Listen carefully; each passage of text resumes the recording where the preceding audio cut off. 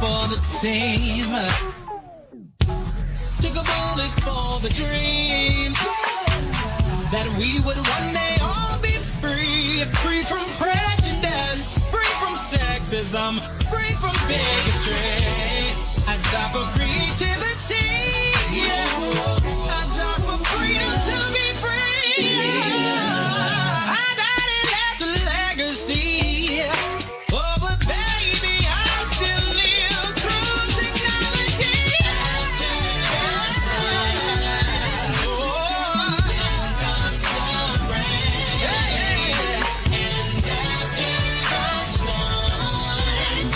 the sun will start shining. But tears of pain, and tears of pain, and tears of pain, and that's your struggle, just be patient.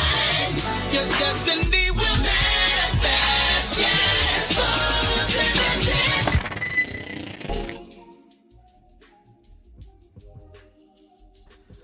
What's going on? What's going on? What's going on? What's going on? What's going on, everyone? Hello, hello, hello, hello, hello. Shout out to Amber. I'm about to say Chef Amber. Shout out to Amber, Queen Amber. Shout out to those who are coming in, those who are peeking in and probably leaving. That's perfectly fine as well. I understand people got things to do. Shout out to those lurking in the bushes. Hi, how you doing? Shout out to those who are the replay gang, and shout out to those who are fear-based and operating hatred, girl. Even shout out to you all. Hello, hello, hello, hello, hello, and welcome to this live titled Educating the Ignorant. Okay, because that's what it is, ignorant. Ignorant simply means you just don't know. Okay, LGBT's burden of proof, because it's always on those who are the oppressed that have to bring forth the burden of proof. And there's so much burden of proof, baby, decades worth. Okay, and we're going to address this cycle of hate because we are not learning from the past. We're not dealing with the present, healing from the present so that we can move forward to a better fucking future. Now I'm gonna let y'all know I'm gonna be a little bit irritated during this live because for those of you who follow me on Instagram, I briefly went on there to kind of promote this live, but also wanted to share what happened to an LGBT plus advocate over in Kenya by the name of Edwin Chaloba, who was found dead, stuffed in a metal box. Again, LGBT people for decades. For those of us who educate, because you know people say LGBT people don't have any intellect, they're just very emotional. They're emotionally unstable, sexual deviant creatures who are not capable to rationale with anything or rationalize anything, have been putting in the work to educate people who don't know about LGBT. And that's the issue. You have people who are not LGBT trying to tell LGBT people what LGBT is and also educate other ignorant people on what LGBT is through fear. People fear what they do not understand and they hate what they fear. Let me know if y'all can hear me in the comments if possible, because I want to make sure the sound is good. Okay? Now, before we jump forward, and rest in peace empower, shall I say, to Edwin Shaloba. And that's the sad thing. LGBT people have put their lives on the line, and not just LGBT people, but in reference to humanity, bridging outside of LGBT and looking at things in a deeper perspective. Just whenever there are oppressed people who speak about their issues, and not only speak about their issues, but actually take it upon themselves to be the change in the world that they seek, we see how fearful the world is. And it's a damn shame that we have to still keep having these same fucking conversations that we've been fucking having for fucking decades. But goddamn it, bitch, we here. Now, before we get into the goddamn commentary tonight, let me go ahead and give y'all the disclaimer. Okay? Copyright disclaimer under Section 107 of the Copyright Act of 1976. Allowance is made for fair use for purposes such as criticism. We gonna definitely give that. Comment. We're giving commentary, news reporting, most definitely, because there's going to be some scholastic stuff in here. Scholarship and research, again, all under the umbrella of scholastic educational use, okay? Fair use is a use permitted by copyright statute that might otherwise be infringing, okay? Nonprofit, educational, or personal use tips the balance in favor of fair use. This is definitely nonprofit because I'm not getting paid for this shit. I feel like low-key I'm shadow banned on YouTube because of the commentary, and that's fine. My blessings financially are coming from other places, not from YouTube, okay? And definitely scholarship, because we're going to use scholastic methods, okay? No shade. Now, for those of you who want to do more research, which I do encourage you all to do, study to show yourself approved. Just don't take my word for it, bitch. Do your own fucking education. Okay? Do that for yourself. All of the content that will be used in this live, which is going to be pretty lengthy, y'all. That's why I said in the begin momentarily clip before my intro, to get your drinks and your smokes together, we gonna be here for a minute because there's so much bullshit. I want y'all to let off in the comments section about how you feel, whether you agree, whether you don't agree, and let's have the fucking conversation that we've been having for a long time, girl. But we gonna do it differently, girl. We gonna move political correctness out the way, and we gonna deal with the true, real, raw feelings. Okay? Now, there is a book. Oh, sorry, y'all. Sorry about that. There is a book that I had to buy during my time in college when I was a part of an argumentation and debate class. Okay, the name of the book, and again, the name of the book as well is going to be in the description box below. It's called Argumentation, Inquiry and Advocacy by George W. Ziegelmueller, I believe that's how you pronounce it, and Charles A. Dause. Okay, I believe George Ziegelmueller was my instructor at the time. And this is taken from chapter 3 called The Process of Analysis, okay? And we're going to read a few excerpts from it because I'm not going to read the whole chapter, but to help create and lay down a foundation of understanding on how important it is to look at history and the present moment and to see if there's any patterns. Girl, let me just read it and y'all will get it, okay? Now, the nature of analysis, right? Inquiry into the nature of logical analysis requires that the process of analysis be defined and that several basic assumptions which underlie the process be examined, okay? Let's get into the definition of analysis, okay? Analysis may be defined as the process of breaking down a controversy into component parts in order to discover the issues, okay? The definition indicates that analysis is an attempt to understand a complexity by examining its constituent parts, right? The definition also identifies the ultimate goal of analysis, which is the discovery of issues, right? This suggests that breaking down of controversies is not an arbitrary process, but rather a systematic search for the inherent questions which are vital to the advocate's cause. All right. Now let's get into assumption basic to the process of analysis. Okay. The first assumption is that the process of analysis is essentially a search for appropriate methodologies, for appropriate tools of analysis. In much the same way that a chemist needs methods and tools in order to do chemical analysis, the advocate needs to find the appropriate tools to enable them to discover the issues which inhere within controversies.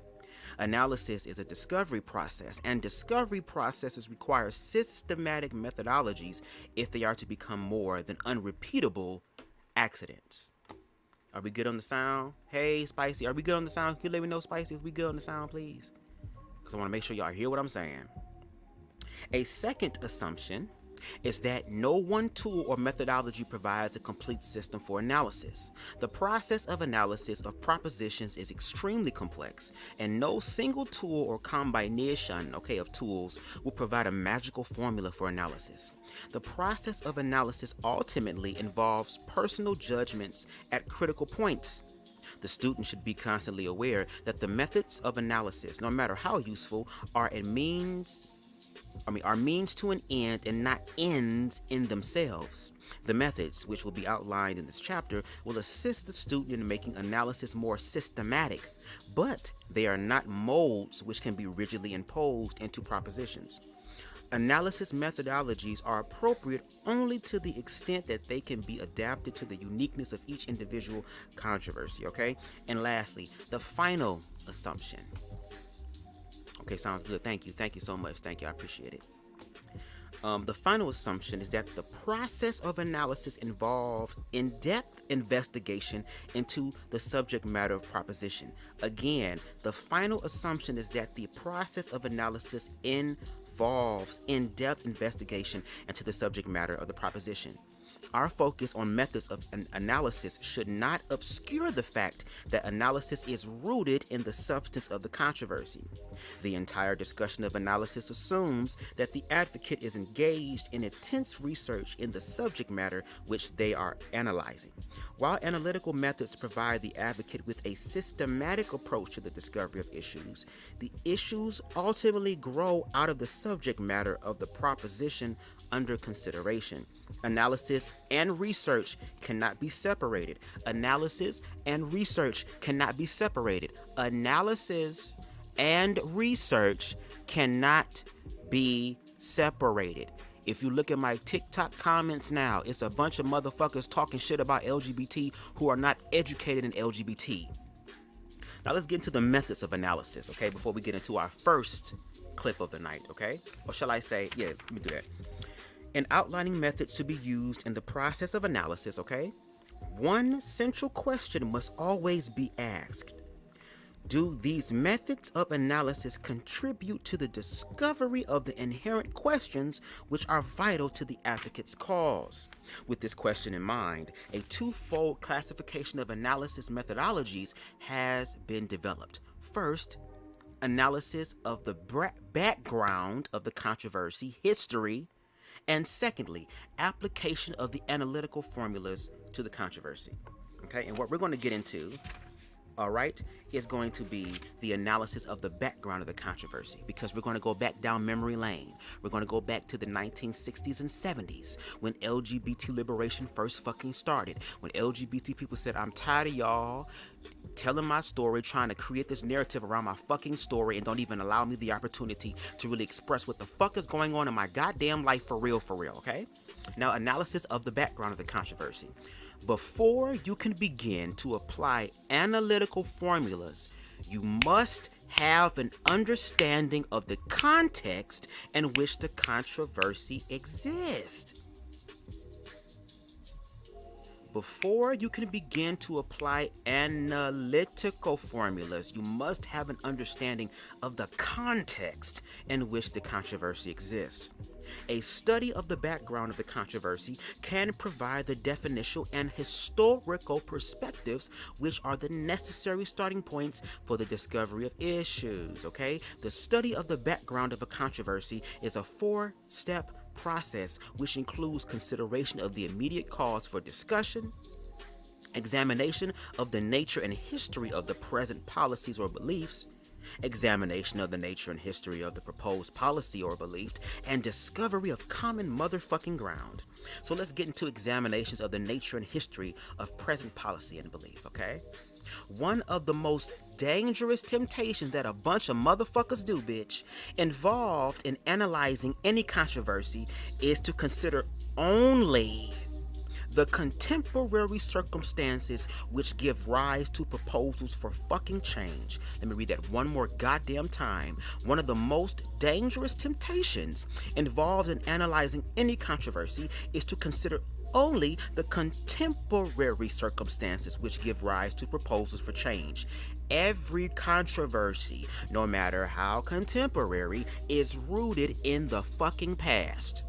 In order to gain insight into the nature of any existing policy or belief, the advocate must place the controversy into perspective by considering its origins and its historical fucking development. An analysis of the contemporary problems in the Middle East, for instance, would be impossible without an understanding of the historical events leading up to the creation of the State of Israel and of the significant events from that time until the present. Likewise, a court in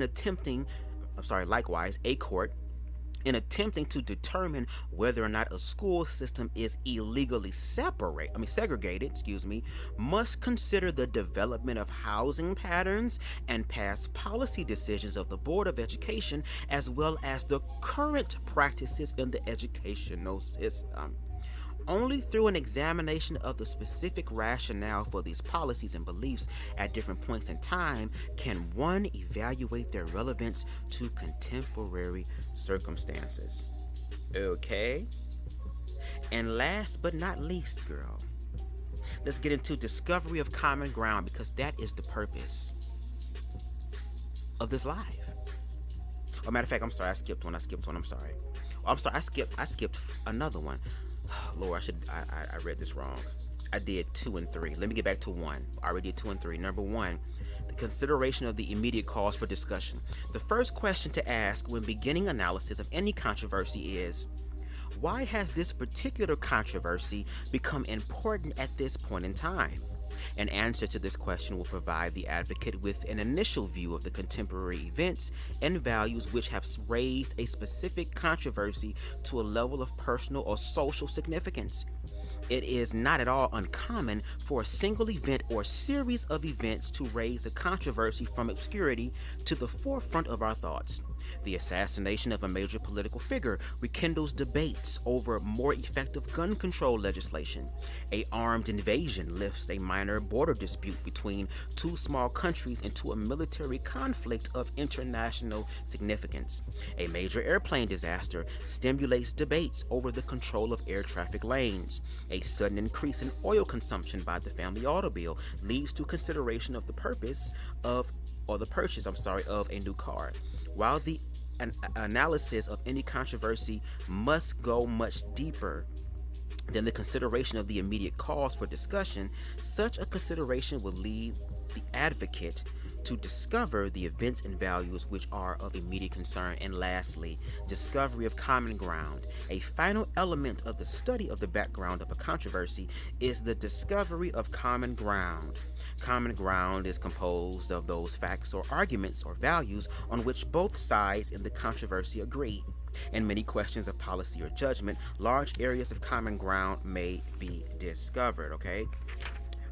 In a debate over revisions in national welfare system, for instance, both sides may be in agreement as to the minimum level of income necessary for subsistence and as to the desirability of training programs to enable poor people to work their way off of the welfare rolls. Likewise, in a murder trial, both prosecution and defense may be in agreement as to the time and place of a murder and as to the specific weapon used in the crime. The identification of common ground in any controversy serves to narrow the potential issues and to save time which would have been spent researching and analyzing areas which would not become important clashes in the controversy. And here we are, having all this shit, still talking the same shit from the goddamn 60s and 70s, decades worth, okay? So with that being said, what we're going to do is we're going to get into the first clip of the night, which again, all clips are included in the description box below if you want to see for yourself, okay? The first one is called Beware of Homosexuals. This was a PSA type of situation that was done in the 60s, where they spoke ill intentions about LGBT people and how homosexual people in particular are predators that wait and lurk in the dark for their time to goddamn strike. Okay? Let's get into that.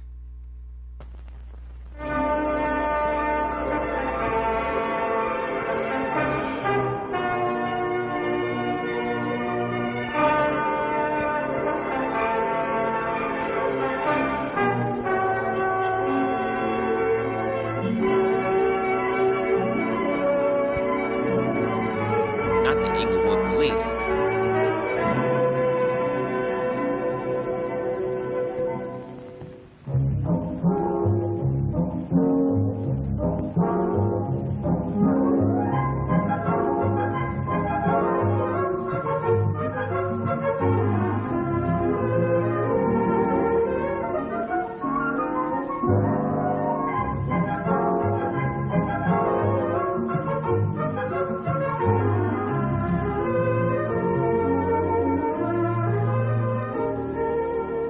I'm Lieutenant Williams, a police officer attached to the Juvenile Division. I'm on my way to Monroe Junior High School to talk to a group of young people.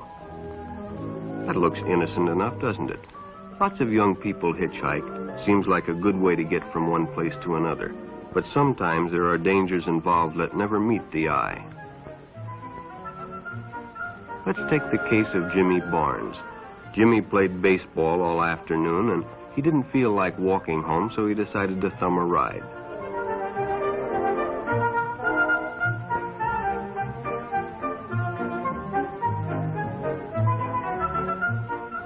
He'd done it 100 times before, and he didn't think anything was unusual when the driver struck up a friendly conversation. In fact, he seemed like a real nice guy. He asked Jimmy if he played baseball in the park often.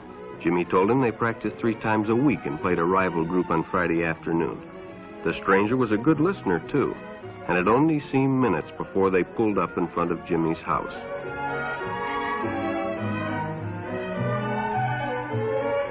When Jimmy got out, the stranger gave him a friendly pat. Then he told him he'd see him again, as he always drove by the park on his way home.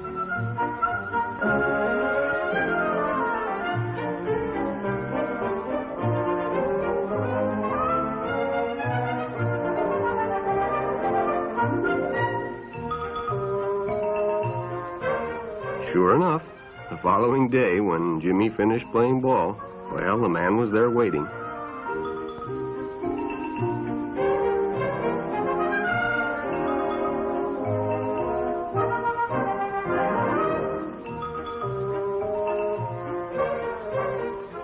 They stopped at a drive-in, and the stranger treated him to a Coke. During their conversation, he told several off-color jokes, but Jimmy had heard others before, and well, it made him feel big to so easily win the confidence of an older person.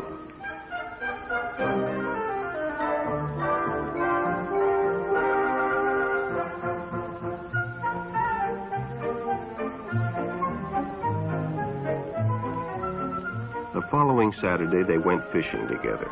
By now, they were using first names. Ralph said it was more friendly.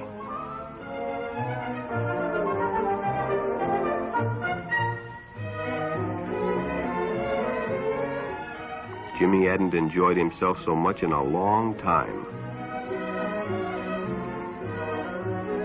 Then during lunch, Ralph showed him some pornographic pictures. Jimmy knew he shouldn't be interested, but, well, he was curious. What Jimmy didn't know was that Ralph was sick, a sickness that was not visible like smallpox, but no less dangerous and contagious, a sickness of the mind. You see, Ralph was a homosexual, a person who demands an intimate relationship with members of their own sex. But by now, Jimmy felt a fondness for Ralph, and they continued to go places together. Ralph was generous and took Jimmy many interesting places and did many nice things for him. He bought presents and even gave him money, but payments were expected in return. You see, Jimmy hadn't recognized Ralph's approach soon enough. When Ralph first asked Jimmy to go fishing alone, he should have discussed it with his parents or teacher. Finally, Jimmy told his parents, and they reported it to the juvenile authorities. Ralph was arrested, and Jimmy was released on probation in the custody of his parents. But all homosexuals are not passive. Some resort to violence, as in the case of Mike Merrick.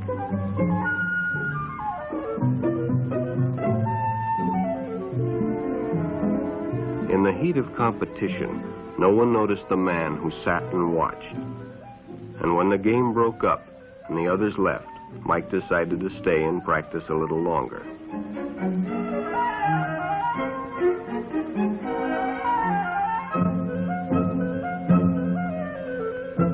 The stranger joined him. He was friendly and, well, it was better than playing alone.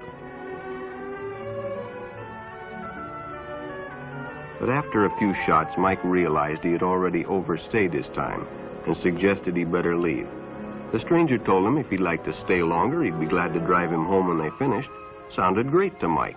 Chance to play longer and get a ride home, too.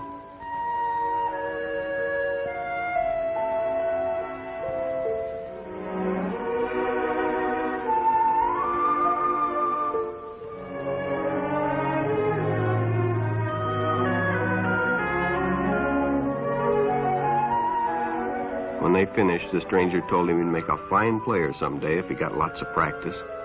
The companionship, the praise, the friendly attitude dispelled any misgivings Mike might have had about going with a stranger. He probably never realized until too late that he was riding in the shadow of death.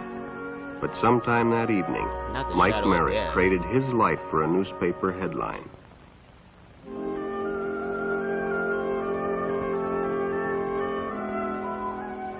As Denny and Jerry got the papers ready for Jerry's afternoon delivery, they only casually noticed the two boys that raced by in the afternoon traffic, and they didn't pay much attention to the car that drew up shortly afterwards until the man called them over.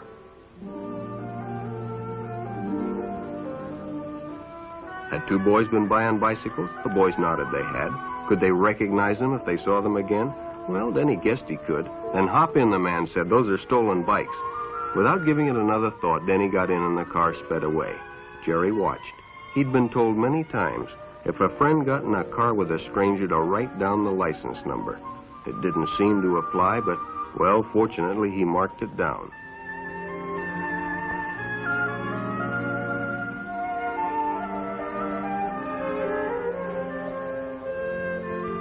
When he delivered a paper to Denny's house, he asked his mother if they'd caught the boys that had stolen the bicycles. Denny hadn't returned, so he told her the story and gave her the paper with the license number.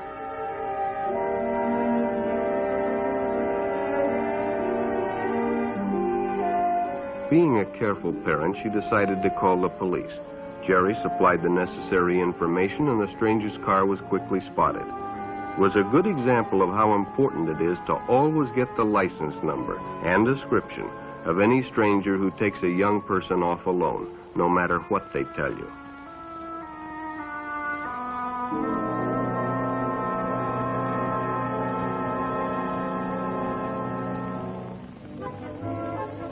Public restrooms can often be a hangout for the homosexual. Bobby and his friends hadn't noticed the man who had been in the restroom when they changed, and as it was late, he suggested they take the shortcut under the pier, but the others preferred to take the more traveled way home.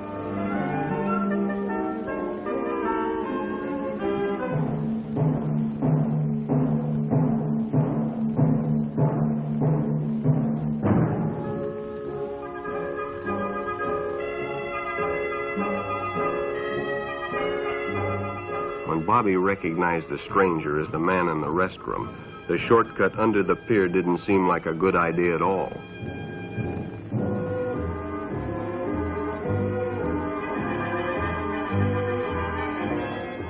After all, it's more fun to stay with your friends anyway. Bobby had made a wise decision. It may have saved his life. The decision is always yours, and your whole future may depend on making the right one. So no matter where you meet a stranger, Be careful if they are too friendly, if they try to win your confidence too quickly, and if they become overly personal.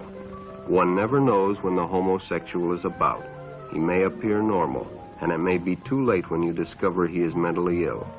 So keep with your group, and don't go off alone with strangers unless you have the permission of your parent or teacher.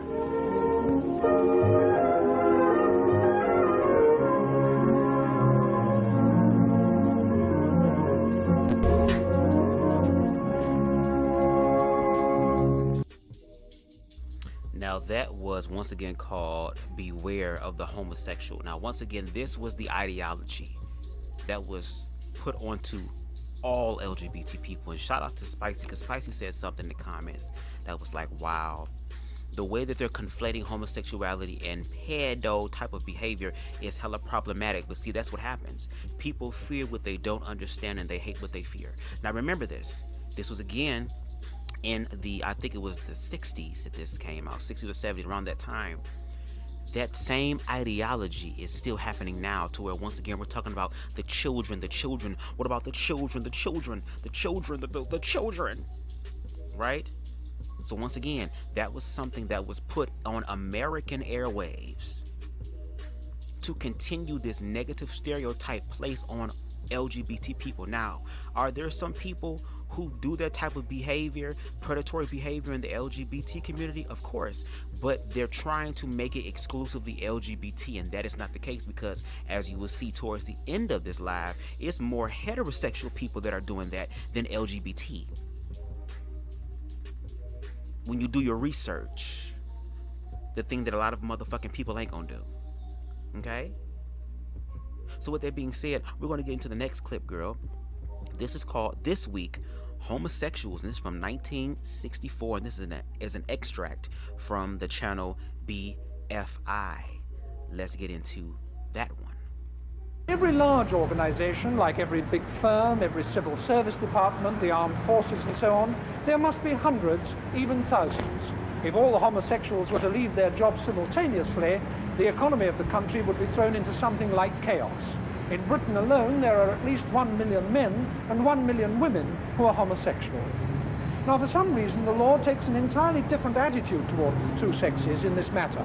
Between women, homosexuality is perfectly legal, but between men, it's a crime, rendering the offender liable to several years of imprisonment. There are only half a dozen countries in the world in which it is a crime, but for some reason, Britain is one of them. So what's it like, then, to be a male homosexual in Britain today, whose only choice is between a lifetime of complete sexual abstinence or being a criminal? Pretending the whole time, guarding your language the whole time. I feel that to a certain extent homosexuals can be recognized by what they say. And the fact that these people got to be shrouded in darkness, like they doing some Al-Qaeda confession videos or some shit. Even when they're discussing perfectly ordinary topics. Therefore, I guard what I say, even on perfect ordinary topics. I guard what I say the entire time. How do you think homosexuals reveal themselves when they're talking about ordinary topics? Perhaps in the assumptions they make about their future, which are going to be different from heterosexual futures. I make a deliberate effort in my conversation, sometimes, to imply that marriage is in my future. But talking at ease, I might give away the fact that, in practice, I know it's not going to be any part of my future. I might make some remark which shows I take it for granted that marriage, children, perhaps even a house are sort of something I know are perhaps never going to happen to me. And that is possibly a giveaway. Did you find it very hard to come to terms with the fact that you are homosexual? Yes, from about 16 till about 20, 22 or 23. The whole of that time it was associated in my mind with guilt, sordid matters, elderly, unpleasant men. It was in no way associated with reasonable, mature, normal, ordinary, pleasant people. What happened to change this? met somebody who was reasonable, ordinary, pleasant, mature and normal, and who was queer. All right, and that is once again called This Week Homosexuals 1964 extract. Now this, I believe, was over in Britain. So again, that type of fear thing is not just something that is exclusively American. Okay? It is something that is happening all over the fucking world. Again, I just spoke earlier about how there was an LGBT activist who was found dead in a metal box, murdered, by simply trying to educate people about his experience. And instead of people working through their fucking ego and actually letting individuals live their fucking life, they rather take them the fuck out and silence their voice. That's the fucking issue and the problem. And speaking of voices of LGBT, the next one that we're going to show is called Gay Rights Activist Dennis Altman's Challenge to Society in 1972 from RetroFocus. Again, this is from ABC News In Depth, girl. And activism started there. Once again, there are people who are LGBT who said, fuck that shit. Bitch, y'all not gonna sit up here and try to tell me what the fuck my life is, and y'all not even willing to listen to the true reality of what my life is. So fuck it, I'm going to stand up for myself. Let's get into that. On Monday conference, the homosexual and society.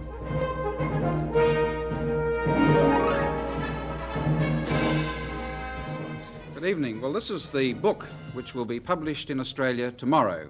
It's already been published in the United States, where it's been the subject of wide discussion and reviews in Time, Playboy, and the New York Times Book Review, among others. Later in the year, there'll be a British edition. What gives Dennis Altman's book its special interest, as compared with much of the academic literature on the subject, is that he writes from his own experience as a homosexual in Australia and in the United States. Dennis Altman's argument is a far-reaching and contentious one. What he says homosexuals want is not just tolerance, but acceptance by the community. He argues that homosexuality is as equally a valid form of human sexuality as is heterosexuality. In the words of the book, that gay is as good as straight. And that, of course, is also the language of the militant homosexual reform movement in the United States known as gay lib. Mr. Altman's book itself is, among other things, an analysis of the gay lib movement in America, and through this, a personal commentary on contemporary American politics.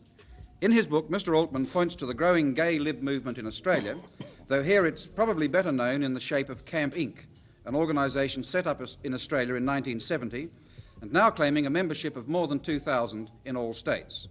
Dennis Altman is 28. He was born in Sydney and educated in Tasmania. He lectures on American politics at the University of Sydney, and he's something of a commuter between Australia and the United States, having been a Fulbright scholar there in 1964 to 1966, and going there again in 1968 and 1970. Just a couple of weeks ago, he returned from another brief visit to the United States, this time to talk about his book on television, radio, and in the press there. To question Dennis Altman, Peter Coleman, joint editor of Quadrant and a Liberal member of the New South Wales Parliament, and the Reverend Roger Bush, Methodist minister, and a radio and newspaper columnist in Sydney. Mr. Altman, I'd like to begin by reading to you a paragraph from The Australian on June the 24th last. It's about a topical issue. It's about an inquest in Adelaide. It's about alleged homosexuals appearing as witnesses at that inquest. And it's about suggestions that the police sometimes treat homosexuals with rather less than tender, loving care. And the quote is this: "This week they came forward in their gayest music hall form, lisping and mincing, and in their less obvious but more common persona, straight-looking, ordinarily masculine, deeply conscious of identification in our biased society." What's your comment on that paragraph? Well, two things come to mind. The first is, of course, it assumes that all homosexuals are male. And I think we ought to make quite clear from the start that, in fact, there are a very large number of homosexual women. I think it's a reflection of the sexist nature of our society that this is an all-male panel, and that it will therefore be a very male-oriented discussion. Secondly, it seems to me that that is the level of reporting that, by and large, homosexuals can expect in Australia. That is, it's a level of reporting that plays up every stereotype, every caricature that is generally applied to homosexuals. I very much doubt if it has much relation to the people who actually went into that court. In my experience, which is possibly greater than that of the man who wrote that particular article, most homosexuals don't in fact fit that stereotype. And it seems to me that the final thing one can say about it is a very sad commentary on this country that it's taken for most of the press are even prepared to discuss the question of homosexuality in Australia. Leaving that aside then for the moment, we'll come back, I think, to some of those issues later on. To come to your own book, your own story, one of the early chapters deals with what you call coming out. I wonder if before we deal with what coming out meant to you personally, if you could explain what coming out means in your terms. Well, coming out's used in two ways. The first way it's used generally is the acceptance or the realisation by a woman or man that they are predominantly homosexual in their sexual orientation. And that's a fairly long process. There are many cases, of course, of people coming to this realisation quite late in life. This seems to be more common among women than among men for various reasons that I'm not altogether sure of. The second meaning, and the one that I would tend to use it, is the process of coming out openly. That is, of saying, I'm no longer going to lead the double life that most homosexuals lead. I'm no longer going to pretend that I am in fact straight. I am going to be in public as I am in private, and people are going to have to accept me for what I am. And that is, I think, a political act in a society which regards homosexuality as abnormal and deviant and all the rest of it. And to that extent may well be the guts of what co-liberation is all about. Well, that's an interesting point where you say it is a political act, Mr. Altman, because it seems to me that one of the good things about your book, which, however much I may disagree with it, is obviously a courageous book. One of the good things about it is that it seems to me that you can, or interesting things, is that you confirm some of the conservative so-called prejudices about homosexuality. For example, most people would say, when talking about homosexuality, that it is a threat to society, say. And, of course, liberal-minded people say, oh, that is silly. However, you come along with your book and say, yes, that's true. We are a threat to society. We are out to revolutionise society, to change things quite radically. Is that right? So, you, in a sense, you're prepared to agree with the Conservatives? I am but saying give it a different twist. It is I wouldn't use the word threat. I'm saying that you and I would probably agree. Well, you do call it a challenge. Yes, anyhow. you and I would agree on that. And what, of course, is challenging is certain aspects of society that you and I may disagree about. For example, gay liberation, it seems to me, is a challenge to the masculine ethos that somehow sees something good in violence. It's a challenge to the idea that masculinity is proven by going out and beating up people. In many cases, of course, beating up pufters. You go, that's not quite fair. I mean, that may be right, but when you issue... Wait, he said it's not fair, but it may be right. Well, I mean, it is fair if it's right. That is the truth. Look at, once again, we just like I said earlier, an LGBT activist in Kenya. And notice how we have the LGBT conversation in America with the Beware the Homosexuals, the LGBT conversation in Britain with the last clip, the one here in Australia, the one in Kenya. People are afraid of LGBT people, and whenever LGBT people speak their issues, they're always met with resistance, and not even resistance in a way of trying to understand, but in reference to resistance in trying to destroy. They want LGBT people existence to not be there at all, and if so, to be once again in the fucking closet. The challenge. In your book you say, we represent the most blatant challenge of all to the mores of a society organised around belief in the family or the nuclear family and sharply differentiated sex differences. You're attacking more than violence, you're attacking the family. And Sure. Well, no, I'm not attacking the family as such. I'm attacking a concept which is that there is only one possible form of human happiness, and that is the heterosexual nuclear family. I'm attacking the idea that all men must play certain roles and that all women must play certain other roles. To that extent, of course, you think that bisexuality should be the norm? Well, now that's something different, because we're talking here about two things. One is roles and one is sexuality. I think that there's obviously a breaking down of sharp differences between male and female roles in our society, and I agree with that. I think that everyone is inherently bisexual. I don't think that because of this everybody need necessarily live bisexually. That is, I don't think it's necessary that everybody has to have sexual relations with both men and women. But you think it's probably the normal thing and it should be accepted as the normal thing? I don't think I'd like to use the word normal. I wonder if I might interrupt and ask you this question or postulate a statement that I'd like you to comment on. that heterosexuality is part of normal biosocial development, where homosexuality is always the result of a disordered sexual development? Well, that to me is plain nonsense. I don't know who the source of it is, but it strikes me as being in the tradition of quite a long line of pseudo-scientific writing, I which would in think fact not. is a If I may tell you, rationalisation. it comes from a statement made in 1970 at the American Medical Association's convention. It was spoken by a man named Bieber, Right.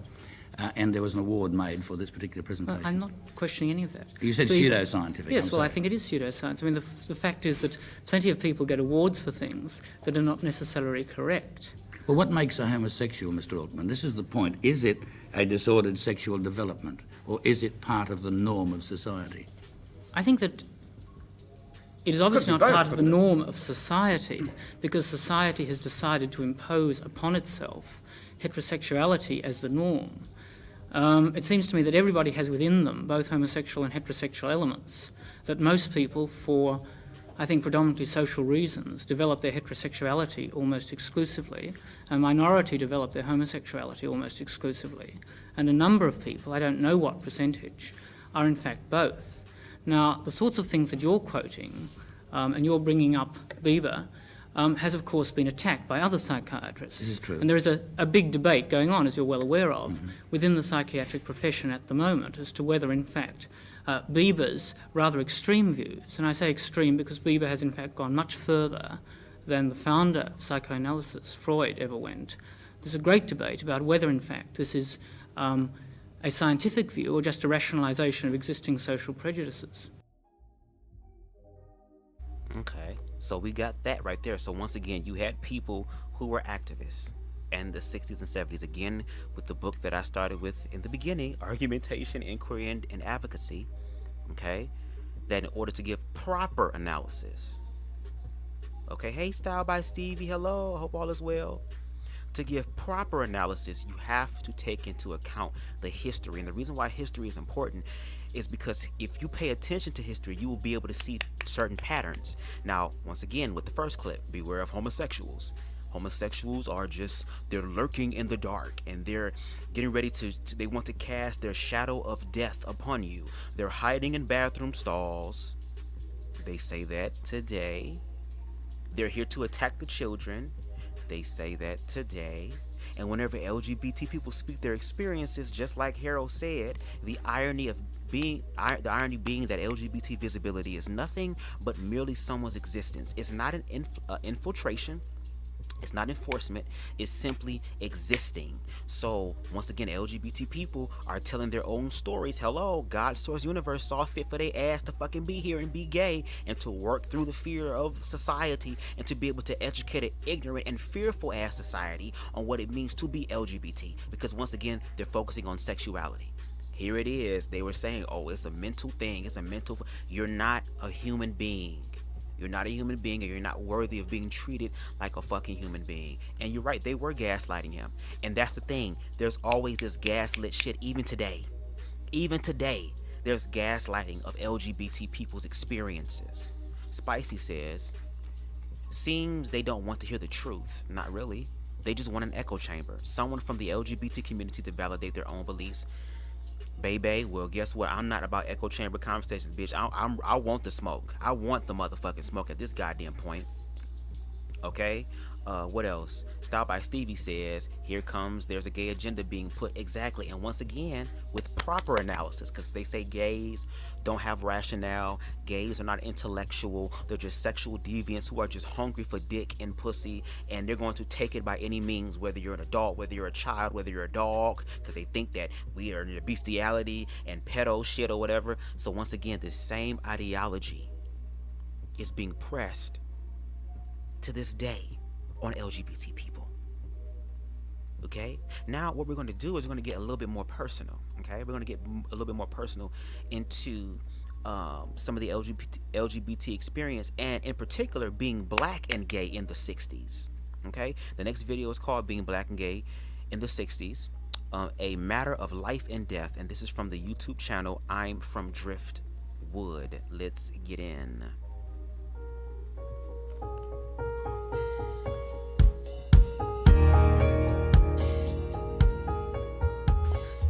My late teen years when I was at university were times that were really life and death related times for people my age and people from my background. At that time, being black could get me killed, not just lynched, but I could disappear between campus and home, coming home, just out in the countryside. Being gay could get me killed. Of course, we all knew what gay bashing was, and there was certain accomplishments to doing that. And one of the responses to finding out someone was gay was to spotlight that person and penalize them. And the penalty could go up to and include death and violent reaction to finding out that someone was gay. One of the significant experiences of my life as a young gay man happened my second year in college. I became involved in a sexual encounter with a good friend who lived across the hall from me. And we were pursuing that. And at one point, he changed his mind and said we shouldn't be doing this. And so we stopped. And he left and went to his room. A short while later, coming back with his roommate, who was a good friend to both of us. And the three of us sat down to talk about what had happened. And in a spirit of support, the roommate suggested that probably the best thing to do was to go over to the Psych and Counseling Center and talk to someone about this. Now that was a good reaction for the times, because the consequences of being gay at that time were very, very serious. They were life-changing. If a man were rumored to be gay, he would be referred to the Dean of Men's office, and the campus culture was that if you got called from the Dean of Men's office, you may as well pack your stuff before you go, because you're on your way out of university. I followed the advice and went to the counseling center, and there the therapist told me that this was just a phase. This happens to lots of young men, not to be that concerned about it and whatever. So he didn't suggest that it was a major issue. He didn't threaten to report me to the Dean of Men or anything like that. So I felt that I dodged a bullet. I could have lost my student deferment, which would have made me eligible to go to war. Tremendous numbers of people my age, of course, were dying in Vietnam at that time. And for black people, that was especially true, because black service members disproportionately served in Vietnam. So death was a reality all the way around. All right, and once again, that's from a black and gay man's perspective. For my black people in the situation who don't understand LGBT, it's about discrimination. He was discriminated on the basis of his skin color as well as his sexuality. If we can learn to be more empathetic, okay, and to connect on the things that unite us as opposed to separate us, we will be able to see that.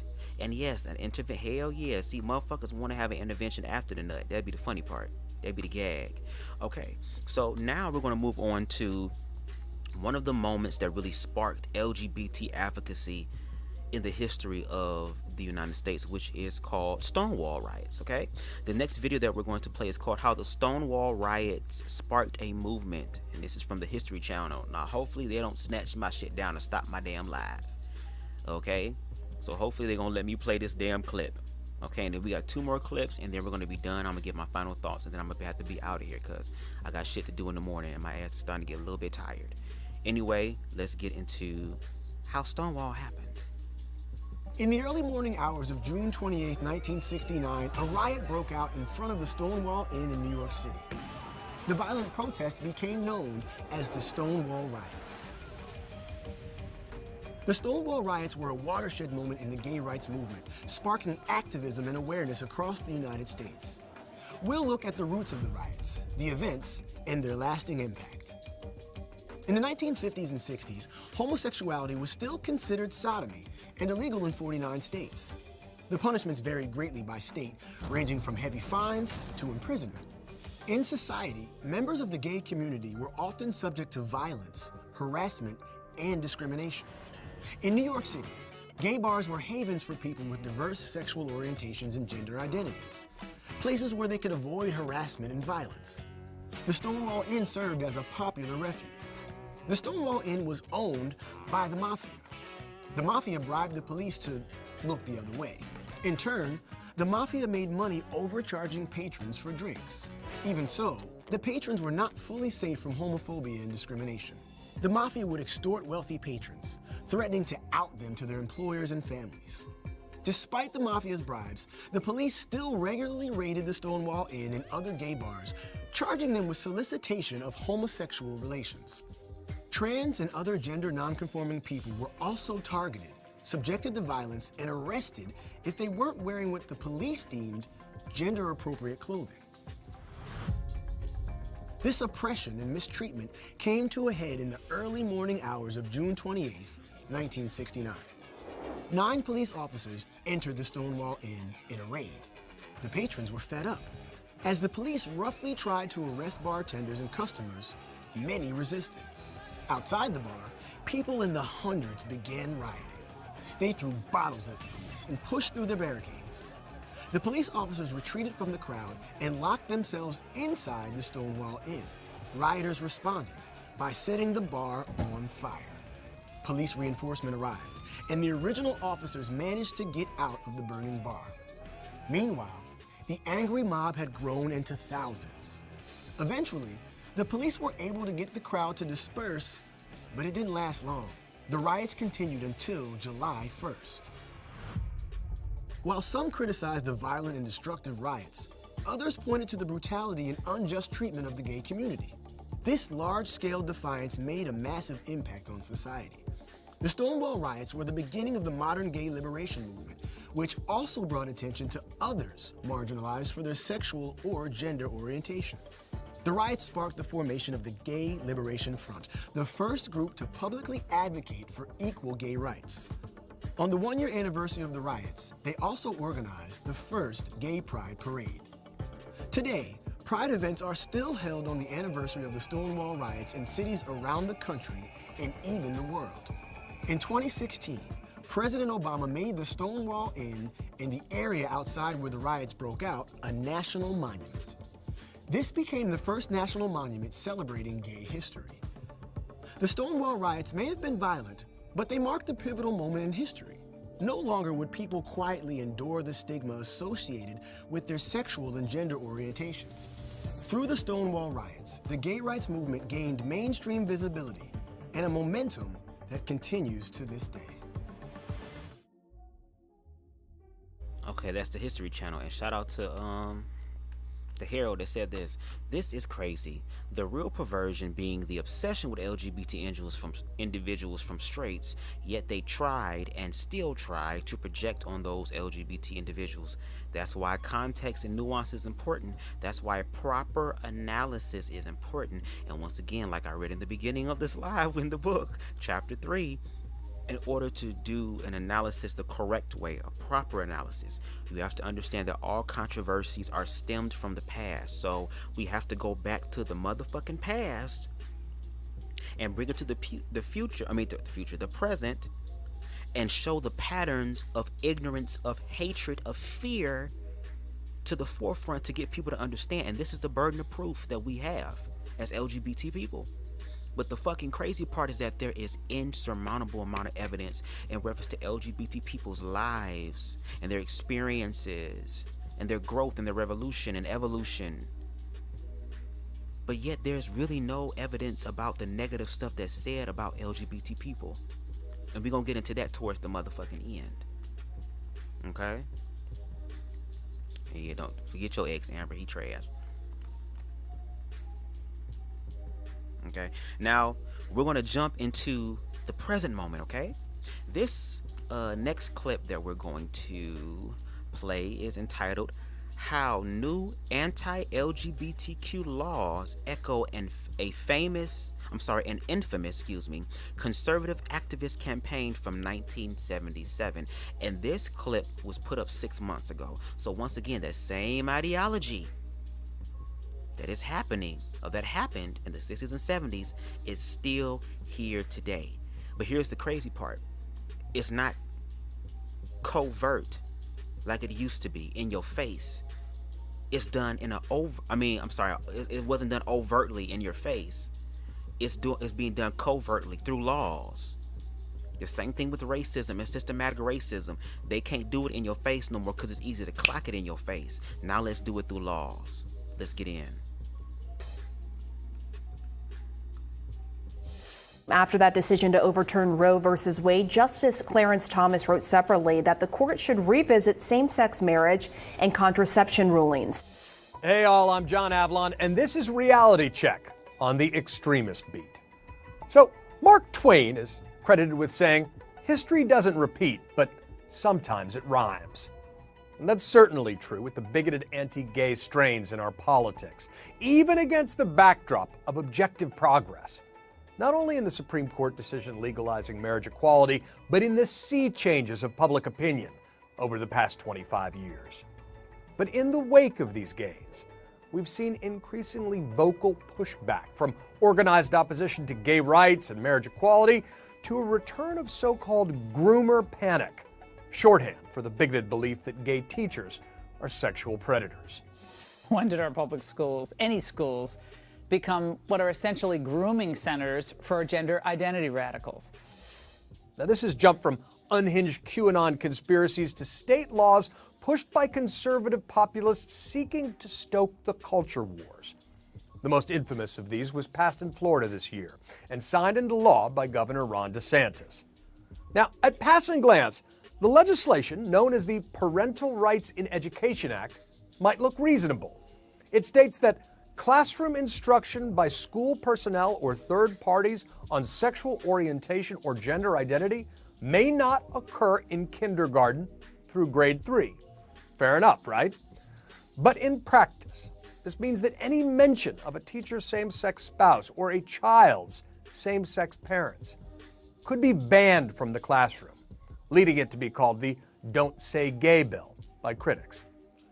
The real political intention of the bill became more clear when DeSantis' spokeswoman tweeted, "The bill that liberals inaccurately call Don't Say Gay would be more accurately described as an anti-grooming bill.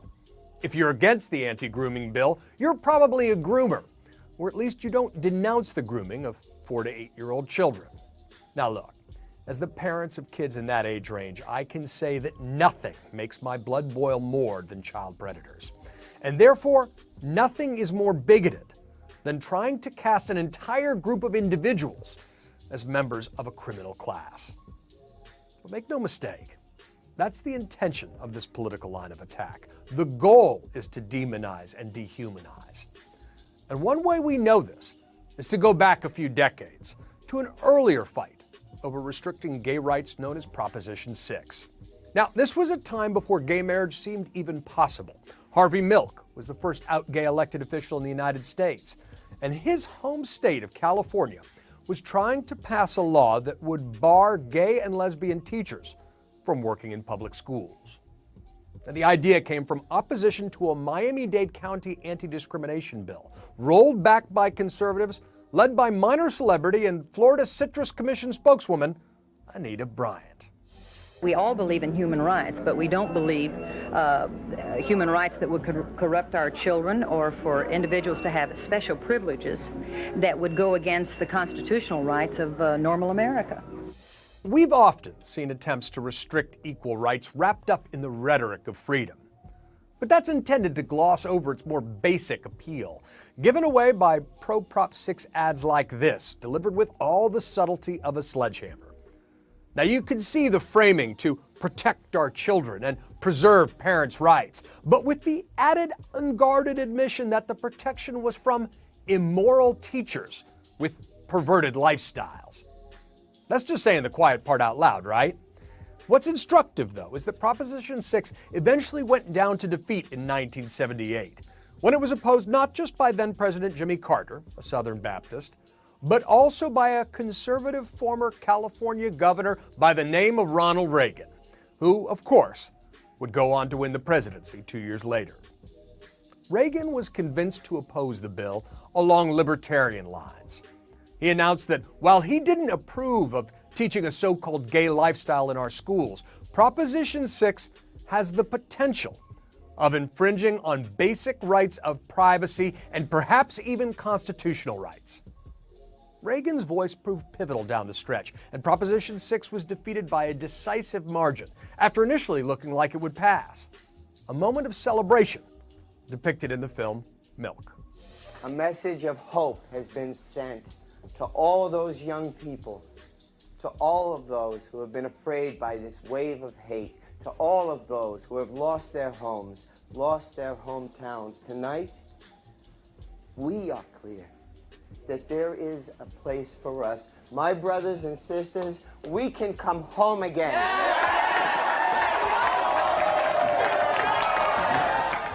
Joining me now is the Oscar-winning screenwriter of Milk and creator of the new series Under the Banner of Heaven, Dustin Lance Black. Thanks for joining us on Reality Check. I gotta ask, what did you think when you first heard about this Florida bill? Was it kind of Back to the Future? It is. I mean, I wish I could say I was completely surprised. But like I say to a lot of young activists who I get the honor to talk to and to help, progress is a pendulum. It takes constant work to keep that pendulum moving forward. And when times get uncertain in the world, it seems like there's this desire to go back to the good old days, to turn back the clock to something that felt safer or better for them. But that's an illusion. We ought not go back to rules written by, I'm sure, well-meaning, but mostly white heterosexual men. They did not know what we know now when they wrote those rules. What do you think some of the advocates of this bill who may be well-intentioned or defenders of it don't understand? I think they need to meet gay people. And it shouldn't have to be this way, but this is... That part. They need to meet gay people. These are people who do not have conversations with gay people, who don't have gay people in their lives, friends, or whatever that challenge them. They don't. I've heard plenty of times, oh, I have gay friends, and they know about the gay agenda, but yet they never bring them on to talk about it. They never bring them on to give them a chance to speak to other LGBT people, to help us lost, sick, twisted, perverted LGBTs to see the light, girl. The work that any minority group has to do. We have to have the courage to introduce ourselves. In my case, it means making film and television shows that illuminate who we are. But I think the most powerful stage for that coming out, for that introduction to correct the misconceptions, is the dining room table. I think it's the most powerful stage, and I would suggest that people in Florida who are hurting because of this invite their neighbors to dinner and have the conversation. I'm telling you, when you look into that neighbor's eye and you share from your heart who you are and how you love and how you see family and community, that hate's going to go away. When we come back, you'll hear why Dustin Lance Black thinks that children aren't actually being protected by these new laws. They may actually be harmed because it is wielding the weapon of shame. That's next. I do want to get to this almost cartoon bigotry that we are seeing come roaring back, this new round of groomer panic, which seems to have started with QAnon conspiracies, unhinged claims that Hollywood celebrities and liberal elites are somehow engaged in child abuse, but it's jumped to some leading Republicans, like Representative Elise Stefanik, casually invoking pedo-grifters in a tweet. So how do you understand the mainstreaming of this bile, and what do you think is fueling it? Well, it's the oldest trick in the political playbook, which is if you want to get people on your side, create fear and panic. And the greatest fear, I'm a father as well, John, and the last thing I want to think is that my son is being hurt by anyone, groomed by anyone. And so if you say that, it ignites this very primal fear that might be happening. And here's where the damage can be done. Gay and lesbian people have been around forever. And we're going to continue to be around forever. Now we have children, we have families. And right there in the state of Florida, there are children of same-sex parents going to these schools. And when you deny that their parents and their families exist, what does that create? It creates shame. So what this law is really doing isn't keeping anyone safe. It is injuring children. You know, we're not talking about sex education in first grade, second grade, third grade.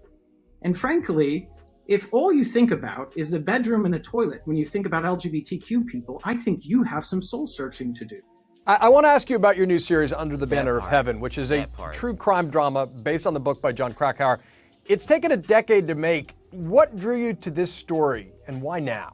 Well, I mean, I grew up Mormon, and it's about the Mormon faith. It's focused on the Mormon faith. It takes place in the early 80s, in a time when the country was going through crisis, financial crisis. Utah in particular was having a tough time, and this family that was esteemed and having some struggles decided they were going to try and turn back the clock to fundamentalist, originalist interpretation of legal and religious documents, starting with the U.S. Constitution. Does that sound familiar? And this is a cautionary tale that says that path to follow outdated instructions is a path to bloodshed. I will note, though, on the flip side, that the Mormon Church of Latter-day Saints has decidedly changed its tune on gay rights in recent years, including a backing of a new gay rights bill in Arizona. So, as someone who grew up in that faith, does that give you hope about our capacity for change, for evolution, for opening our hearts and living up closer to our ideals? Absolutely. You know, I went to battle with the Mormon Church over Proposition 8. That they helped fund and pass, and which took away marriage equality. And they invited me to Salt Lake City, Utah to start having conversations. And I'm telling you, we're not there yet. The Mormon Church has a long way to go. But those introductions, meeting each other's families, did start to correct the record. And, you know, you start to see hearts open. And if it can happen in Utah, if we can make change in Utah, I believe we can also heal Florida. Dustin Lance Black, thanks for joining us on Reality Check. Thanks so much, John. Thank you. All right. So once again, the same ideology, the same fear. That's how we can say, through the burden of proof that we have given. I just shared a lot of stuff today. I've just gave my educational scholarship response along with my emotions, because it's a blending of both of those things. We see that there are people who are stuck in the 60s and the 70s, who are stuck in that fear-based type of ideology and are afraid to let that go. And if that means suppressing the lives of other people, they're going to hold on to those rigid beliefs as hard as they fucking can. So lastly, before we get up out of here, I give my last thoughts and then we done, is a video by an individual who I've used his content in my own commentary and in my custom doc, Racism is Dead, by the name of The Renegade Cut. Shout out to him. He puts in the work to do his research and to study to show himself approved.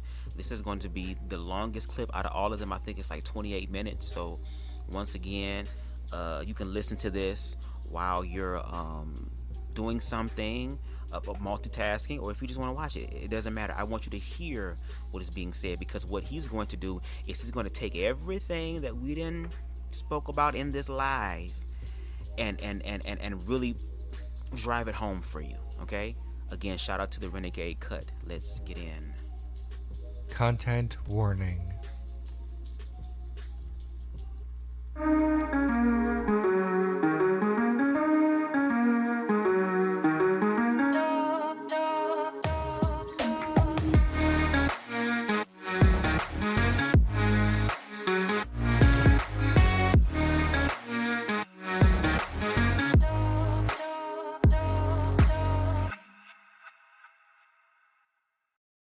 Welcome back to my mini-series, The Enforcement of Hierarchies. If you have not done so already, you may want to watch the previous 3 videos before continuing. They contain some of the terminology that will be used in this video. Bodies on the ground, blood, shattered glass, people dead. It was sad. It was scary. our safe space is no longer our safe space, and we are a broken community, and we shouldn't have to come together after something like this. The United States, and indeed much of the world, is in the midst of a series of interconnected reactionary movements. A reactionary movement is a campaign to return society to a previous status quo prior to emancipatory egalitarian victories. When society makes progress and grants new rights to people who previously had fewer rights, this emancipation is viewed with continued skepticism and even disdain among people who preferred the previous hierarchy. Those who disdain this new status quo are almost exclusively people who benefited from the more rigid hierarchy. A reactionary movement forms to turn back the clock, stripping away these hard-earned rights. This is accomplished in the media, in the streets, and finally, in the courts.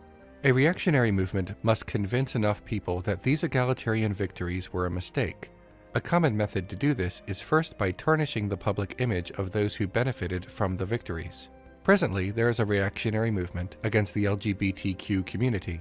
Previously settled matters of public discourse, sensitivity, tolerance, and acceptability have been reopened by the right wing, putting the rights of LGBTQ people up for debate again, as if the existence of a people and the humanity of a people are both topics to be debated.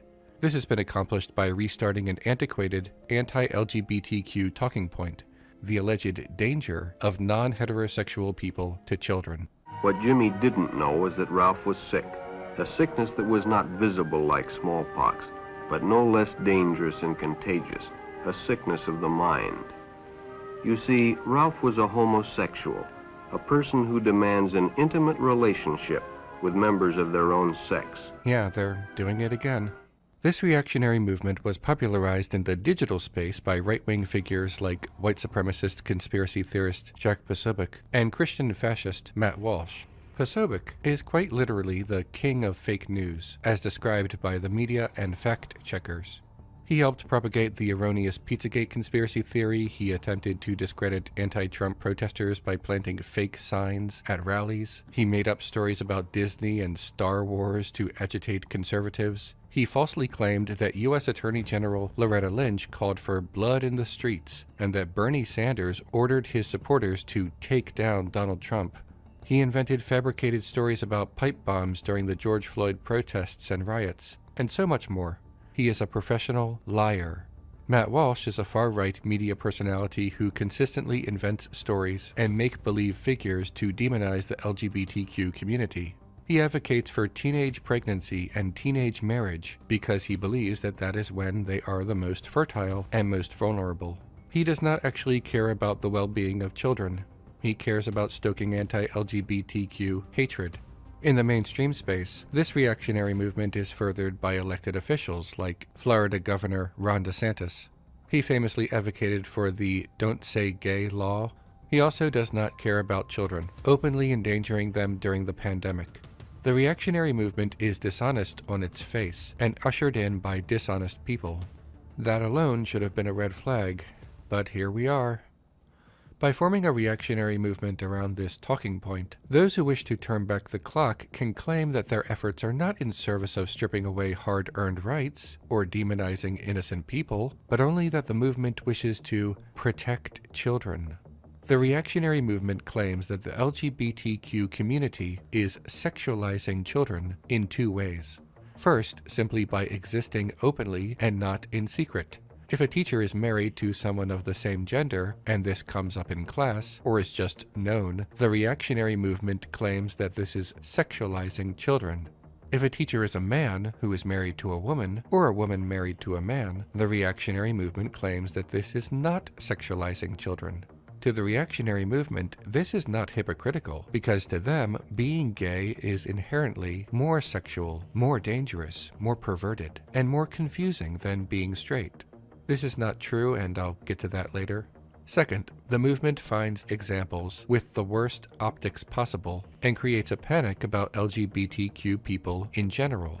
When LGBTQ people defend themselves and give greater context to the example, they appear to be defending what the reactionary movement is claiming is happening when it is actually just more complicated and nuanced than that and requires a greater explanation.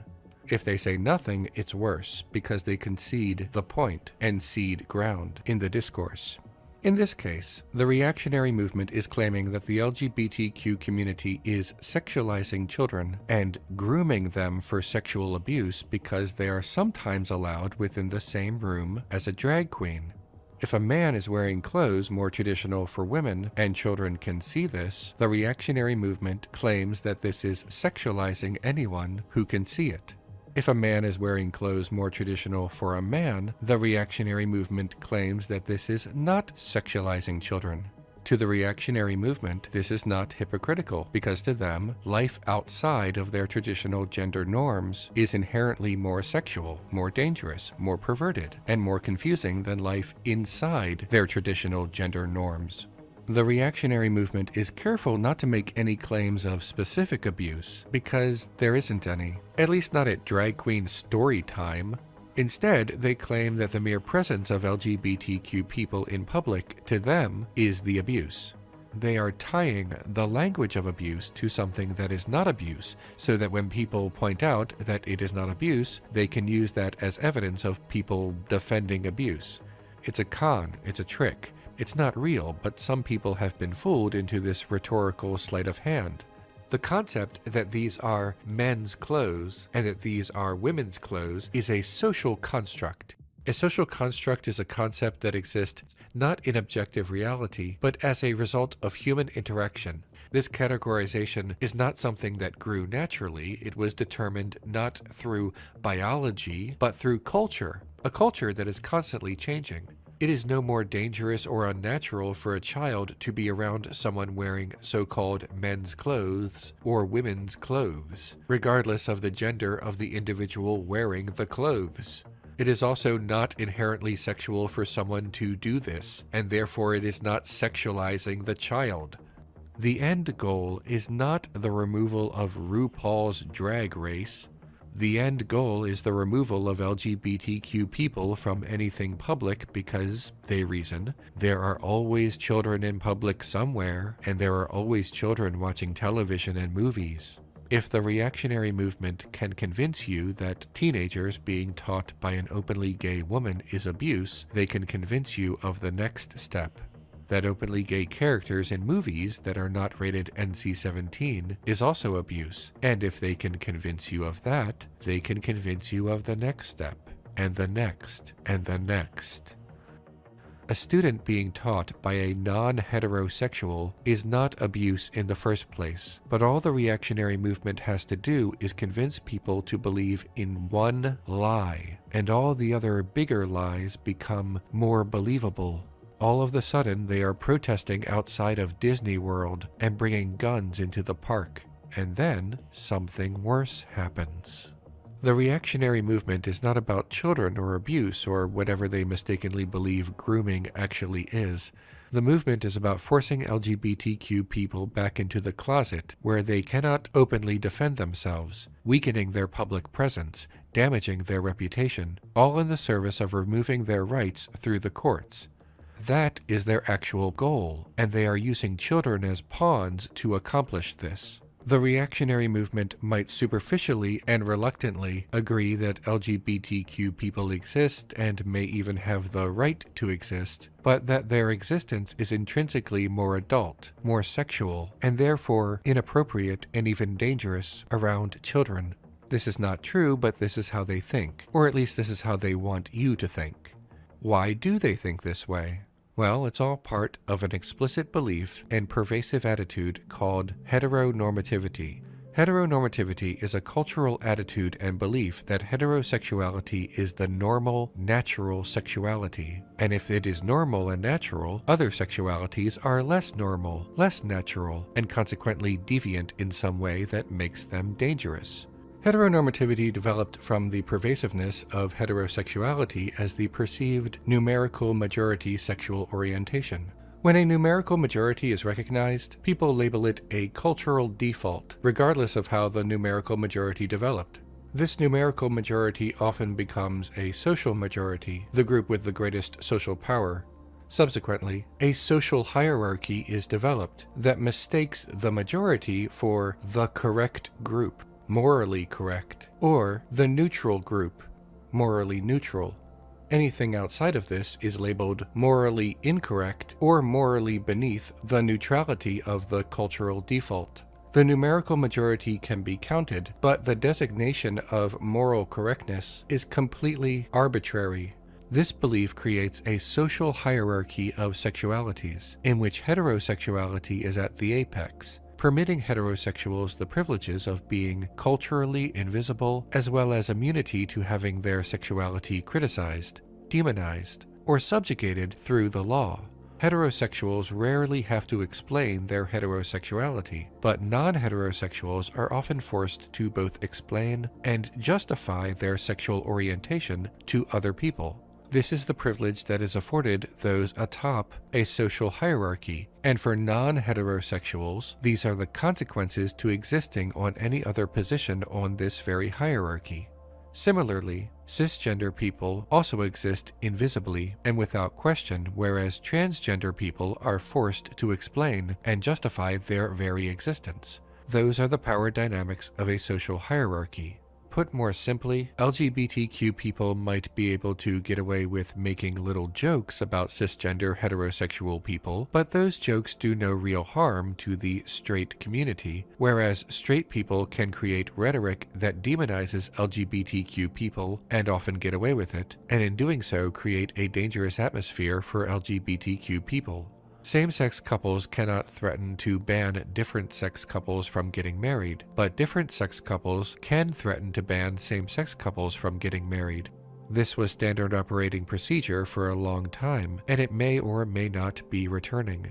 The power dynamics of this artificial social hierarchy do not allow for the numerical minority or social minority to hold real power over the numerical majority or social majority. Heteronormativity and homophobia are connected but are not the same. Heteronormativity is the cultural belief that heterosexuality is the natural sexuality and that society both does and should function under this belief. Homophobia is the implicit bias, fear, disgust, and discrimination that results from heteronormative ideas. Heteronormativity and cisnormativity are also connected but are not exactly the same. Cisnormativity is the belief in a gender binary and the resulting belief that society both does and should function this way. Heteronormativity relies on cisnormativity because it too must rely on a gender binary. Cisnormativity therefore exists within heteronormativity. When someone refers to heteronormativity, they are always in one way or another also referring to cisnormativity. As explained by Marilyn Gabriel Miller, as I like to put it for the sake of simplicity, heteronormativity, the curious idea that your genitals dictate your behavior. Now you know what it means when someone tells you, "That's not very ladylike," or tells you to man up. What they are doing is reminding you to act like your genitals. Whether cisnormativity is a byproduct of heteronormativity or vice versa, the term heteronormativity will be used to encompass both herein. Heteronormativity attempts to justify itself with the claim that heterosexuality produces offspring, whereas homosexuality does not. Heteronormative attitudes rest upon the belief that procreative sex is more significant than non-procreative sex, and because of this, and because heterosexuality is more common, heterosexuals should be seen as inherently more valuable as people, as fully human, and that non-heterosexuals should be seen as less valuable as people or not fully human. Because same-sex couples cannot produce offspring, their sexual acts are not for the purpose of procreation. A heteronormativist argues that due to this, sexual acts performed by same-sex couples must be acted upon by lust alone, instead of procreation. This reasoning is problematic for a number of reasons, both logical and moral. In pragmatic terms, the vast majority of heterosexual intercourse is not for procreation, and never has been. As explained by Hannah Blank, author of Straight, The Surprisingly Short History of Heterosexuality, people often attempt to justify the heterosexual-homosexual scheme on the basis of the fact that while different sex couples can engage in reproductive sex, same-sex couples cannot. But reproduction is hardly the only reason different sex couples engage in sexual activity. It cannot be. for purely mechanical reasons, because a specific sexual act must be performed by two fertile people of different biological sexes at the right time of the menstrual cycle for conception to even be possible. Procreative sexual activity can only possibly account for a small subset of all sexual activity between men and women. If the vast majority of sexual acts between different sex couples is not for procreation, and heteronormativity is supported by the idea that sex is for procreation, how then could a heteronormativist believe that heterosexuality must sit atop a hierarchy of sexualities? It ties into privilege. Since different sex couples can theoretically produce offspring, all their other sexual acts, even those designed not to produce offspring, are a privilege. A privilege that can and should be denied to same-sex couples as punishment. If a different sex couple performs a sexual act that is designed not to produce offspring, and a same-sex couple performs the same sexual act that does not produce offspring, a heteronormative perspective is that the different sex couple's sexual act is still more socially acceptable, more significant, more meaningful, and less dangerous than the same act performed by the same-sex couple. The normal and natural argument falls apart almost instantly, and the true purpose of subjugating and condemning non-heterosexuals becomes clear. Furthermore, many different sex couples cannot or will not produce children. Does this make them less than human? Should they have less rights in society like non-heterosexuals often do? Should they be viewed with suspicion and seen as dangerous, also like non-heterosexuals often are? What about when a heterosexual couple ages out of the window of reproduction? Are they now, too, effectively the same as a same-sex couple, on the same rung of the artificial social hierarchy? What if a same-sex couple adopts a child? Have they achieved the status of heterosexuals? If so, why are heterosexuals often committed to denying them these children? What if a same-sex couple uses artificial insemination to biologically produce a child? Are they now effectively a heterosexual couple within the worldview of heteronormative ideals? If heteronormativity is justified through child raising, hasn't this same-sex couple achieved that status? Is this same-sex couple now above a different sex couple that chooses not to have children? What about nuns and other religious people who take vows of celibacy? The existence of a same-sex couple, or a couple that does not produce offspring, is not dangerous to society. Homosexuality and childless couples have always existed, and the world continues to grow. Even if it were a danger to population growth or something, human beings are under no obligation to become brood mares for others. If one were to claim someone does have this obligation and must reproduce against their will, I'm sorry, but that is a non-consensual sexual demand. Or, what it's normally called. The worth of a human being cannot be measured on who they love or how well their sexuality can be exploited for resources. This is inhuman because it treats human beings as things, not people. An extreme emphasis on social class by way of how many children one can produce brushes up against eugenics and fascism. Heteronormativity is not pervasive because of some neutral scientific perspective. It is pervasive because its byproduct is so powerful, homophobia. People are desperate for justifications for their bigotries, and the children argument is good enough for them so long as they don't have to look at it too closely. How convenient that this reactionary movement has decided that the most important quality that makes someone human is a quality that same-sex couples often lack. It's almost like they cling to it for that reason. Imagine that. It's a self-fulfilling moral accusation. Reproduction is inherently good. Not reproducing is inherently evil. Same-sex couples cannot reproduce. So... Heteronormativity springs from an antiquated traditionalism. There is a binary, there is normal, and anything outside the binary is bad, and anything outside of artificial normalcy is degenerate. History shows us that degeneracy is an excellent scapegoat, an excellent fear tactic to grab power. Most people are familiar with this image of Nazis burning books, but most people do not know that these books are from the German Institute of Sexology, an academic foundation that researched human sexuality and advocated for the rights of same-sex couples. It was the first sexology research facility in the world, and it performed early research regarding transgender and intersex people. Someone might not subscribe to all of these heteronormative ideals, as some are more extreme than others, but still subscribe to some of them.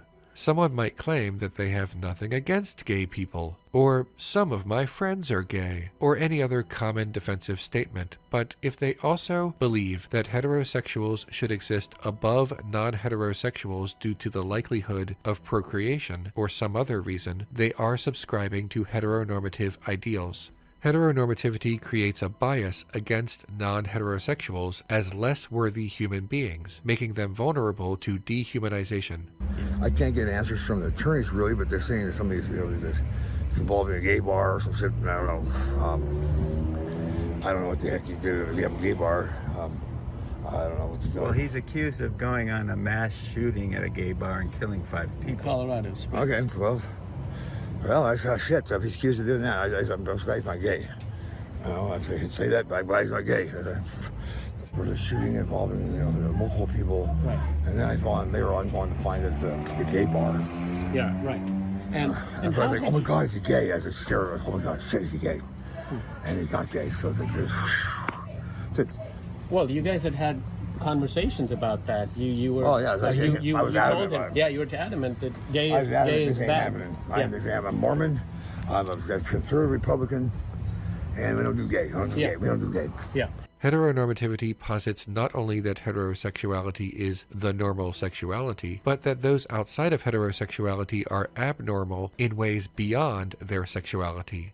That the mere fact of being non-heterosexual makes them suspect in ways unrelated to consensual romantic and sexual activity. This accounts for how a reactionary movement against the LGBTQ community can grab hold of people, even people nominally outside of the right wing, because people have been conditioned to think of non-heterosexual people as suspicious and as part of a subculture more than a sexual orientation. A subculture that is somehow, without much evidence, dangerous. Being gay is not somehow more sexual or more adult than being straight. People think otherwise because of the pervasiveness of heteronormativity. This pervasiveness creates an implicit bias, a nagging feeling in the brain whenever heterosexuality and non-heterosexuality are compared. This notion of elevated sexuality among non-heterosexual people has no basis in reality. When heteronormativists claim that gay people are inherently more sexual, they use offensive examples or straw man examples. In the former, they reference the prevalence of HIV in the gay community in the 1980s and 1990s. However, the prevalence of sexually transmitted diseases and infections are not easily pinned on one sexual orientation. A group having elevated rates of transmission has a variety of factors, and those factors are often not elevated sexual activity. Research finds different explanations, and such moralizing conclusions should not be reached.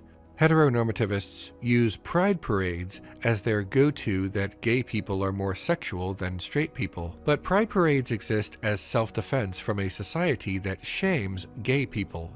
Pride is the opposite of shame. That's why pride parades exist. Pride parades would not exist without gay people first being shamed for being gay. Pride parades are not celebrations of sex.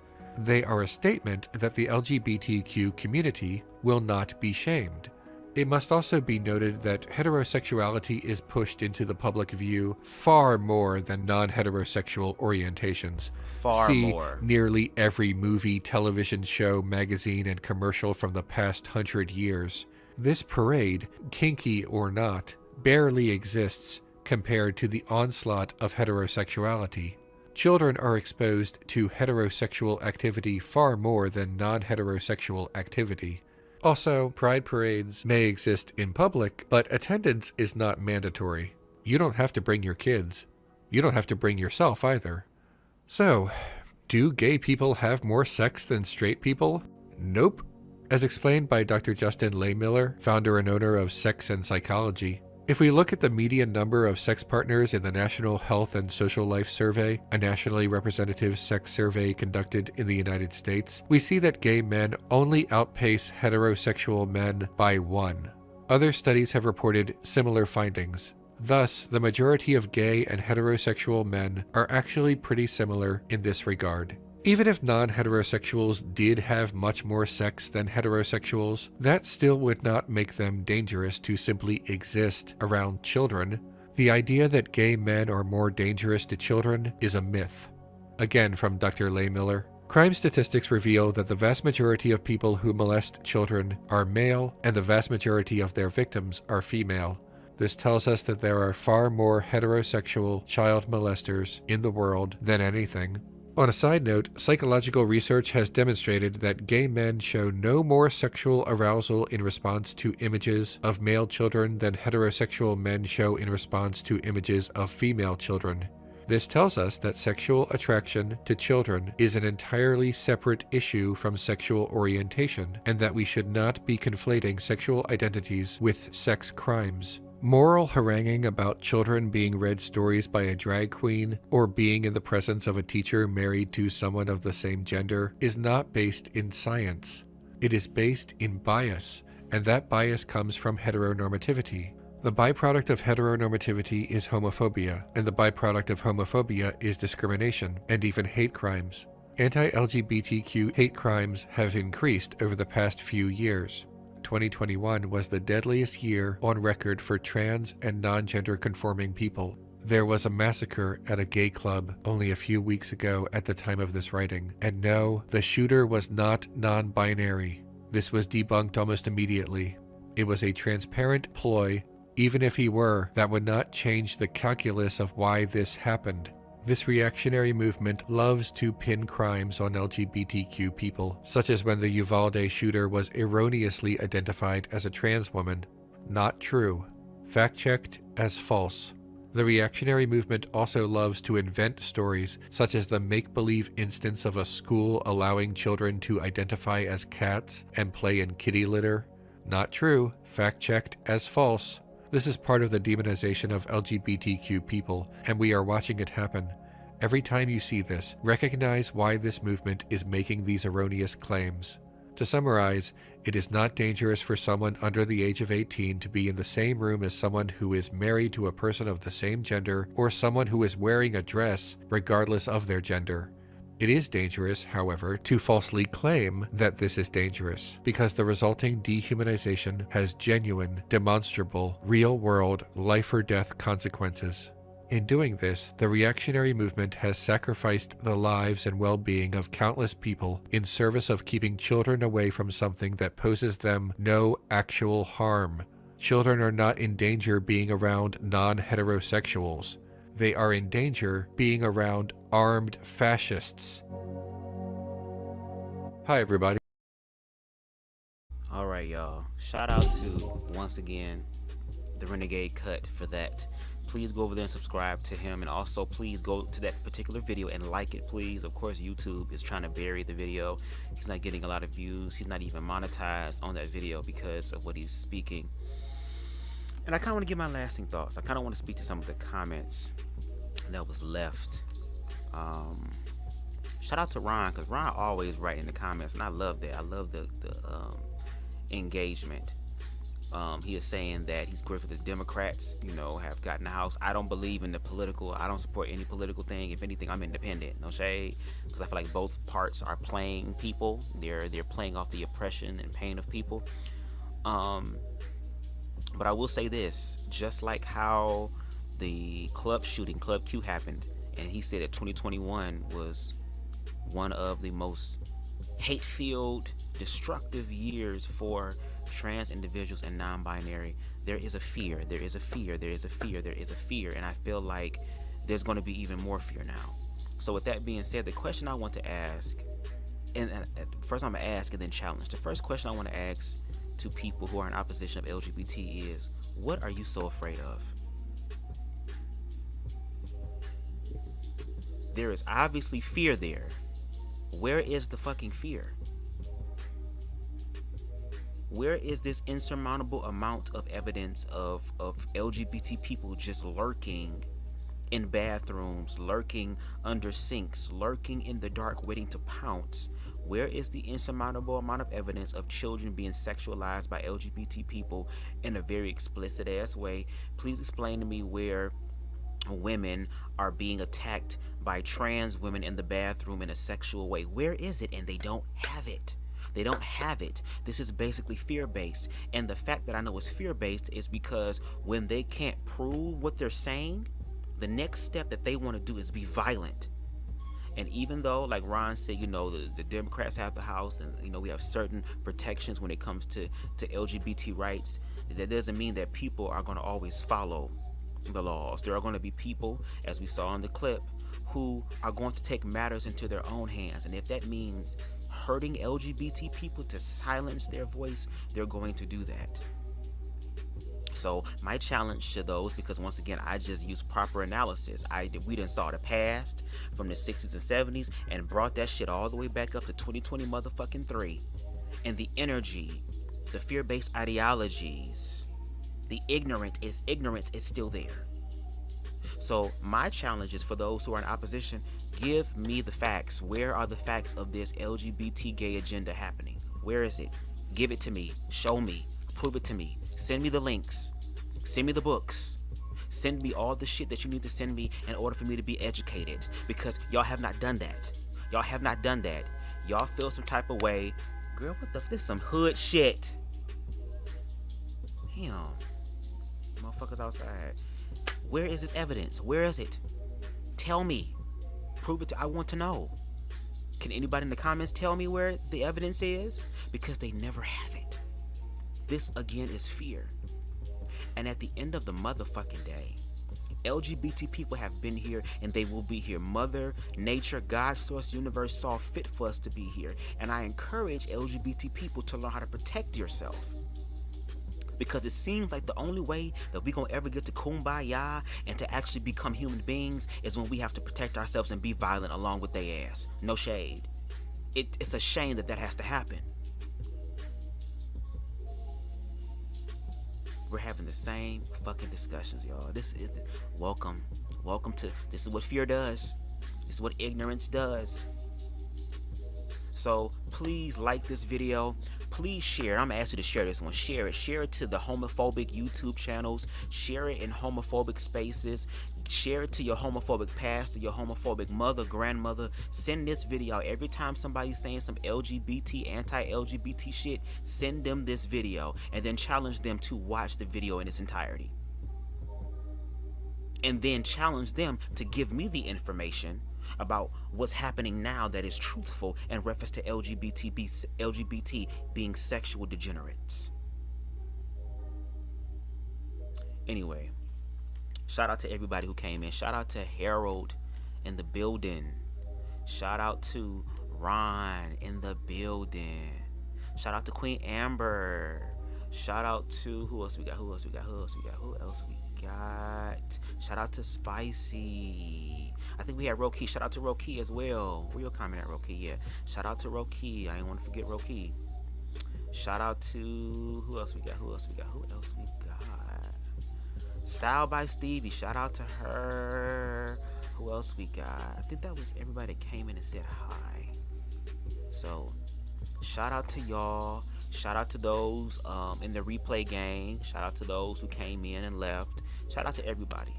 Okay? And let's have the conversation for real. And not the politically correct one, but the unpolitically correct one.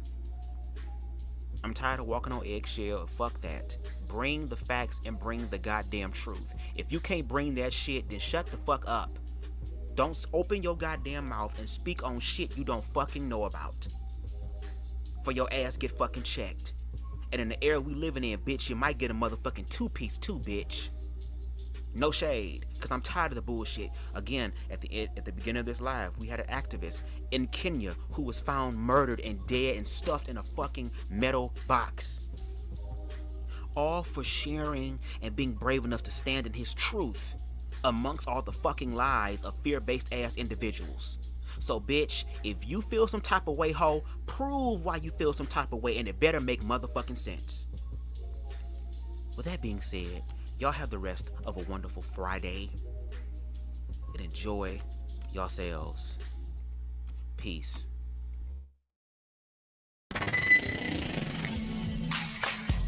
Love never dies, just choose to